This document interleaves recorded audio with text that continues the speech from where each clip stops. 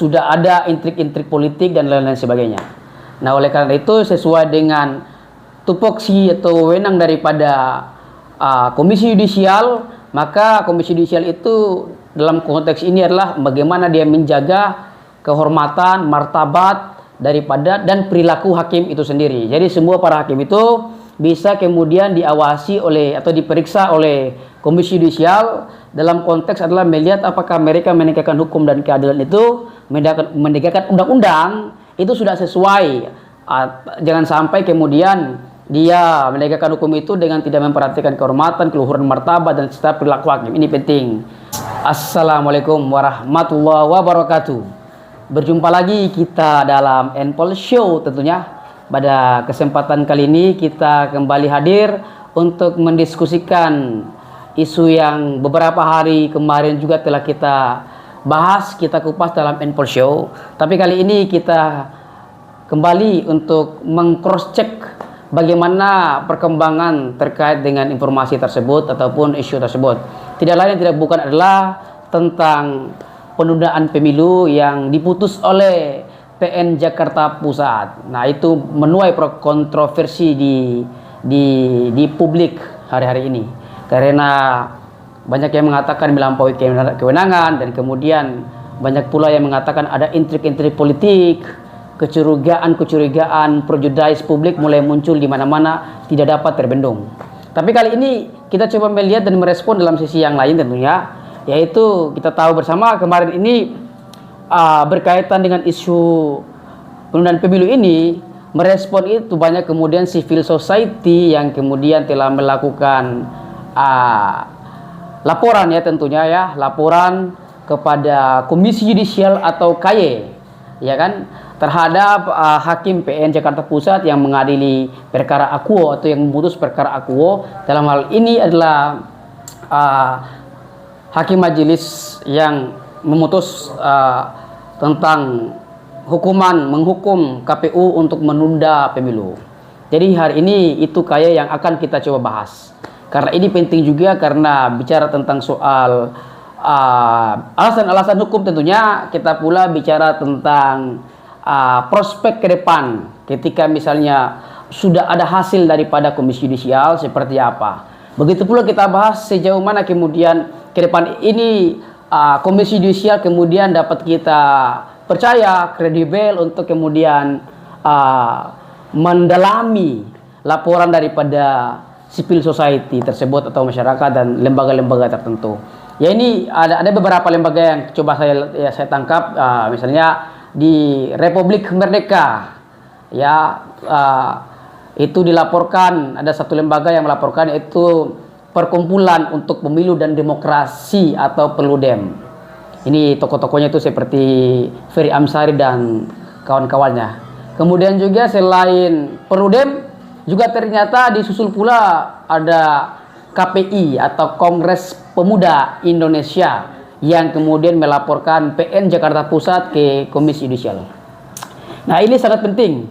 Nah, maka publik bertanya-tanya, kenapa kemudian dilaporkan ke Komisi Yudisial? Nah, kenapa tidak ada upaya lain? Ya, memang ada upaya banding, tapi orang-orang kemudian tokoh-tokoh ya memilih untuk sementara kita lihat ke Perludem untuk mendalami peristiwa ataupun putusan daripada PN Jakarta Pusat.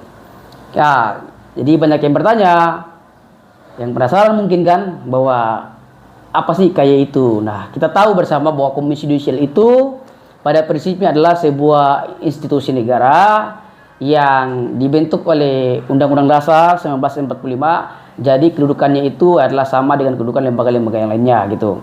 Nah, kemudian pada prinsipnya pula Komisi Yudisial itu kemudian memiliki tugas, fungsi, dan tujuan tentunya. Misalnya kita bisa lihat dalam Undang-Undang 13, dalam Undang-Undang Nomor 18 tahun 2011 dalam pasal 13-nya disebutkan bahwa, ini saya bacakan, ini ada beberapa fungsi ataupun wewenang Komisi Yudisial. Yang pertama, mengusulkan pengangkatan hakim agung dan hakim ad hoc. Kedua, menjaga dan menegakkan kehormatan keluhuran martabat serta perilaku hakim. Dan ketiga, menetapkan kode etik atau pedoman perilaku hakim yang disingkat akronimnya itu KPPH atau KPPH, ya kan. Kemudian yang terakhirlah menjaga dan menegakkan, ya, menjaga dan menegakkan pelaksanaan kode etik. Nah, ini penting. Nah, yang dilaporkan ini kalau kita lihat secara kewenangan ini, maka ini kita tahu bersama bahwa publik menilai bahwa hakim-hakim ini kemudian dinilai itu telah ada yang menduga bahwa hakim PN Jakarta Pusat ini sudah melampaui kewenangan, dan juga diduga kemudian sudah ada intrik-intrik politik dan lain-lain sebagainya. Nah, oleh karena itu sesuai dengan tupoksi atau wewenang daripada Komisi Yudisial, maka Komisi Yudisial itu dalam konteks ini adalah bagaimana dia menjaga kehormatan, martabat daripada dan perilaku hakim itu sendiri. Jadi semua para hakim itu bisa kemudian diawasi oleh atau diperiksa oleh Komisi Yudisial dalam konteks adalah melihat apakah mereka menegakkan hukum dan keadilan itu, menegakkan undang-undang itu sudah sesuai. Jangan sampai kemudian dia menegakkan hukum itu dengan tidak memperhatikan kehormatan, keluhuran martabat dan serta perilaku hakim. Ini penting. Nah, berikutnya juga ini KY juga memiliki tujuan untuk bagaimana menegakkan kode etik, ya kan? Karena setiap profesi hukum itu tentu punya kode etik masing-masing, dan KY memiliki wewenang untuk kemudian memeriksa apakah hakim-hakim ini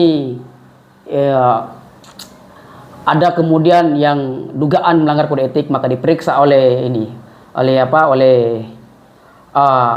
Komisi Yudisial tentunya. Berikut juga institusi yudisial ini seperti tadi kita sampaikan juga telah menjaga dan menegakkan pelaksanaan kode etik atau pedoman perilaku hakim. Nah, ini penting. Jadi itulah kurang lebih beberapa wewenang daripada Komisi Yudisial. Nah, jadi sebetulnya kalau memang publik ingin mempertanyakan, memang maka untuk melihat bagaimana hakim menegakkan keadilan dengan menjunjung tinggi kemartaban daripada hakim, perilaku hakim, sikap hakim, kode etik hakim. Nah, ini harus kita lihat tentunya dalam berbagai macam perspektif, ya kan? Ya, salah satunya tadi adalah bagaimana hakim itu menegakkan hukum dan keadilan itu yang kemudian tidak boleh keluar daripada rule of game, ya kan? Rule of game atau cara main, gitu kan? Jangan sampai kemudian hakim bertindak memutuskan perkara di luar itu satu. Yang kedua juga yang berkaitan dengan intrik politik, nampaknya perlu juga maybe hakim PN Jakarta Pusat yang mengadili yang memutus penundaan pemilu ini mungkin bisa diperiksa, diaudit itu diaudit harta kekayaannya. Jangan sampai ditemukan ada dugaan-dugaan tertentu lah gitu kan. Karena kita tahu bersama juga misalnya dalam bukunya Mahfud MD tentang perdebatan hukum tata negara pasca amandemen konstitusi dijelaskan bahwa ada istilah mafia peradilan. Nah, ini kita khawatirkan jangan sampai juga ada mafia peradilan yang kemudian membuat sebuah kekacauan hukum, sebuah keputusan yang kemudian melanggar undang-undang, melanggar konstitusi, menabrak aturan yang berlaku di Indonesia. Ini sangat penting untuk kemudian dilihat. Tapi ini semua adalah bagian daripada dugaan-dugaan, dan ini juga barangkali menjadi sebuah dugaan-dugaan publik. Nah, oleh karena itu memang disinilah fungsi Komisi Yudisial. Bagaimana dia melihat ada apa, what's going on, ya kan? Mengapa kemudian putusan dari PN Jakarta Pusat itu kemudian begitu ditentang oleh semua pihak, begitu ditentang oleh banyak warga negara Indonesia. Bahkan pakar-pakar hukum, pakar-pakar politik juga banyak yang sudah men-challenge bahwa keputusan ini sangatlah berbahaya gitu kan. Karena selain mengancam kedaulatan masyarakat, kemudian ini juga bagian daripada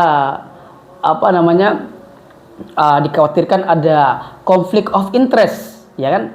Ada konflik kepentingan yang melatar belakangi. Tapi itu semua adalah dugaan-dugaan. Namun untuk kemudian menguji dugaan itu, maka Komisi Yudisial ya semoga kita harapkan bisa kemudian menjawab segala prejudice publik yang berkembang untuk kemudian dapat memastikan bahwa hukum itu kemudian bisa ditegakkan dan keputusan daripada PN Jakarta Pusat yang menunda pemilu ini kemudian dapat dipertanggungjawabkan secara hukum dan secara moral. Ya, jadi supaya jangan kemudian ini membuat kegaduhan. Yang kedua juga yang menjadi satu isu yang paling penting pula adalah kalau kemudian di hasil pendalaman daripada Komisi Yudisial kemudian ditemukan betul bahwa adanya konflik of interest, adanya intrik-intrik politiknya, misalnya kan, jika seperti itu ke depan temuan daripada KY, maka kemudian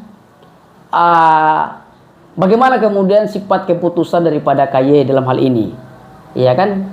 Jangan sampai lagi ke depan itu jika Komisi Yudisial telah menemukan jawaban dan betul bahwa ada intrik politik yang mendasari putusan ini, bahwa betul ada konflik of interest, sehingga lahirlah putusan ini yang membuat kekacauan di tanah air, seantero tanah air hari ini. Maka siapa yang kemudian bisa menggaransikan bagaimana sifat daripada Komisi Yudisial itu, sifat daripada temuan Komisi Yudisial itu dalam bentuk sebuah putusan atau keputusan? Siapa yang bisa menggaransikan bahwa itu kemudian dapat diberlakukan? Nah, ini menjadi pertanyaan publik. Tidak akan kita kupas dalam sesi kali ini. Mungkin rekan-rekan atau kawan-kawan Polshow bisa membrowsing, mencari lebih jauh, karena ini juga jangan sampai perjuangan itu berakhir sia-sia, gitu kan? Jangan sampai perjuangan itu dia membuahkan hasil ke depannya.